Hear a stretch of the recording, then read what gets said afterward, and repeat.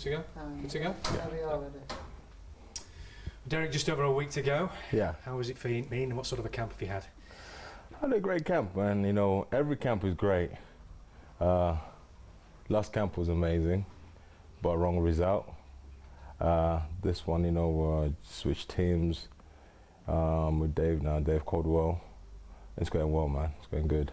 What sort of a decision was that to make? Because obviously you've been with Don Charles for a long, long time. Why the change? It's time for change, you know.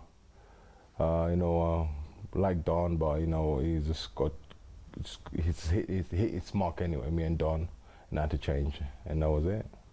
And obviously, you know Dave very well through his association with Tony Bellew. So was that a fairly easy decision for you to make in terms of which trainer you would go with?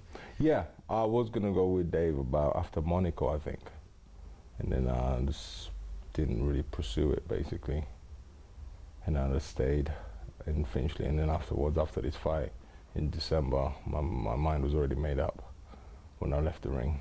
And what was it about Dave that made you decide that he was the man?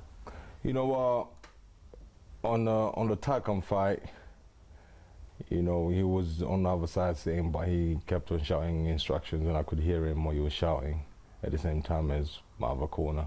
So I knew exactly what he was saying. So I figured I'd gel with him one day. And did you speak to Tony Bellew about it as well? Oh yeah, my guy Tony, yeah. What did he tell you?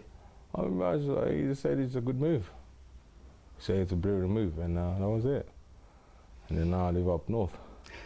So how is it working out so far? What sort of areas have you been particularly looking at changing? But he's making my feet move fast, and everything moving fast, basically. Fast jab, fast right hand, quick move, feet movement, and that's it. He's not changing much, he's just making it easier for me. And how much do you think you're feeling the benefits because of that? I'm feeling great benefits, you know. I'm taking I got more time on the ball with him. It's working out great, everything we're doing, and he seems happy, so that's quite cool. Obviously, when most fighters change trainers, it usually takes 2 or 3 fights before we really see that sort of influence coming through. Do you think that's going to be the case here, or do you think we might see a bit quicker? Oh, you're gonna see, because when I came here, I told him, listen, you know, I'm starting with you now, so I'm gonna start like a novice, basically, you know. So just explain everything to me like I'm a 5-year-old boy or something like that. So every time I would do something, I'm like, is that the right way? And like, yeah, that's right, that's right. I'm like, are you sure? You know. And so it's gone great. Have you enjoyed that because of that, taking a different sort of approach? Yeah, you know, when you make up your mind and you want to do something, you have to strip back everything. It's like buying an old Aston Martin. You know, you have to strip the paint, strip everything, and then repaint it again, and then you can make it your own.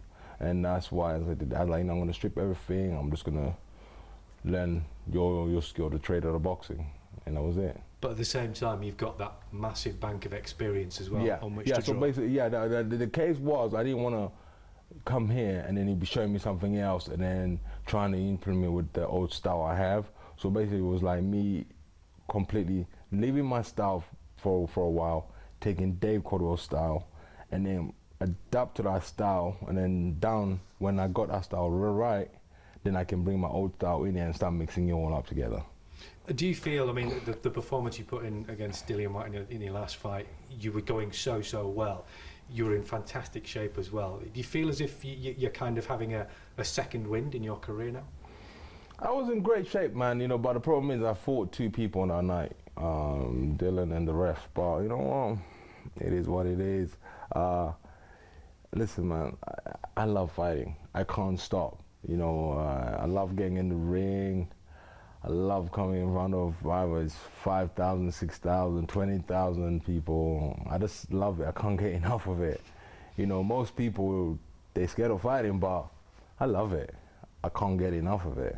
If I could fight every week, I would. And at this stage in your career now, presumably you wouldn't be going through all this change of trainers, change of location, etc., etc., if you weren't taking it seriously and thinking you've still got a big future in the sport. Oh, man, I love it. You have to do what makes you happy, you know, and I always did what makes Derek Chisora happy. You know, I never did what makes him happy or so-and-so happy. I do what makes me happy. And are you happy living in Yorkshire now? I'm happy, yeah. I'm I think I'm a northerner now. How have you experienced it so far? What Listen, man, you know what? I enjoy. I love it up here, man. I'm not gonna lie to you. You know what? I believe London, we live in a rat life, rat lifestyle basically. Because every morning in London, you wake up at 8 o'clock. By 8:30, you have to be at your house. By 9 o'clock, you have to be on the tube. At 10 something, you have to be getting your coffee and going to the office and then stick there. It's just, but up here, man, they live a different lifestyle up here, man. Are you enjoying it more because of that? Yeah, I enjoy it more, man. I love it, but it's too cold. It's a bit cheaper though, isn't it? It's cheaper, mate. Oh, come on, you know, in London you go out, you spend about £300 a night. Here you spend about $40 a night, so it's okay. And enjoying the people as well, a little bit Hey, different to man, London. listen, everybody up here is welcome. Everybody, all race, all cultures, it's all amazing up here, man. I love it. You got to go back down to London for this fight though, and this is no easy contest, is it? No, you know, there's two things. I love to go to London to see my beautiful daughter and my family and stuff like that, you know, and there's some things I love coming up here, so I get away from everything, so 50-50. And as far as this fight is concerned, another fight that you need to win in order to make sure that you're still in there around the top echelons of the heavyweight division. Yeah, you know, but to be honest with you, you got about the big five at the top, but they don't want to fight each other.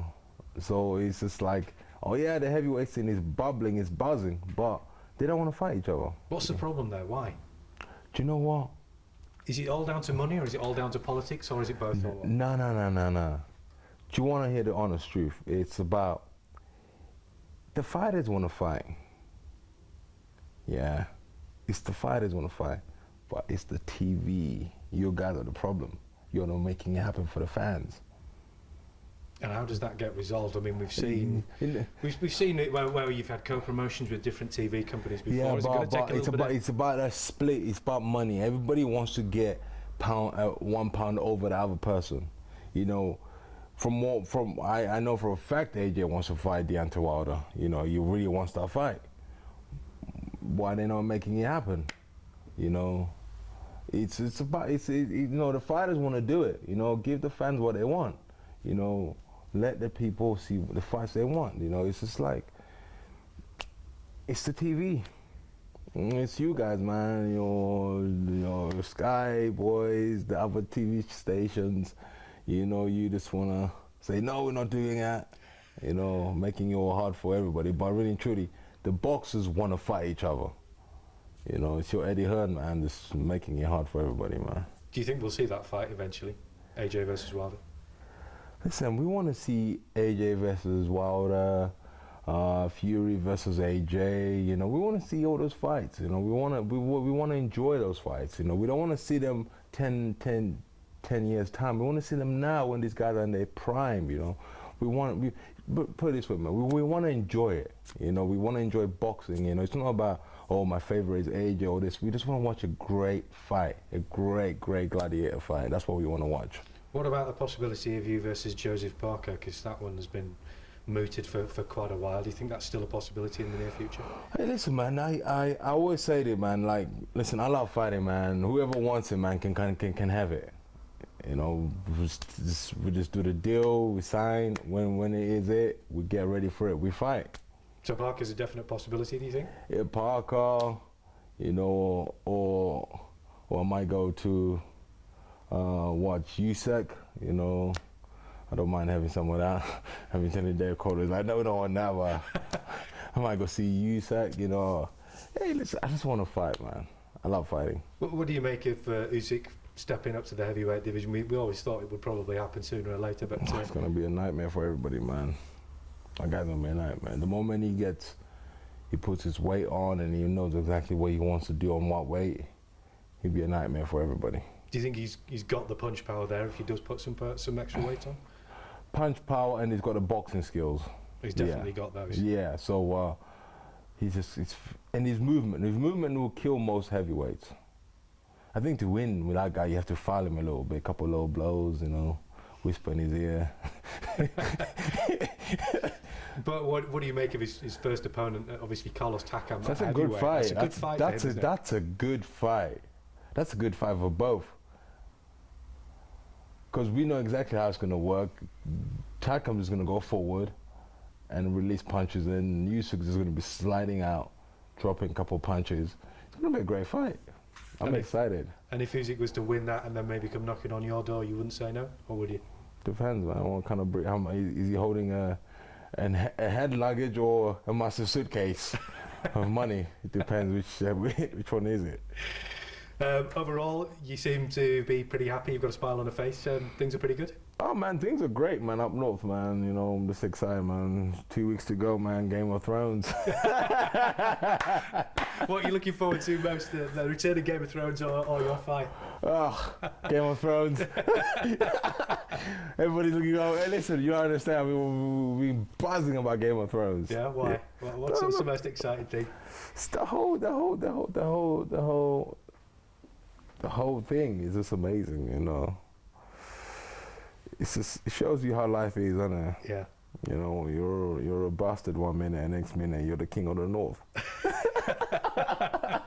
Is that? Sorry, are you talking about Jon Snow, or are you talking about yourself there? Who knows? You know. Brilliant. Yeah. That'll do for me. Thank you. Good stuff.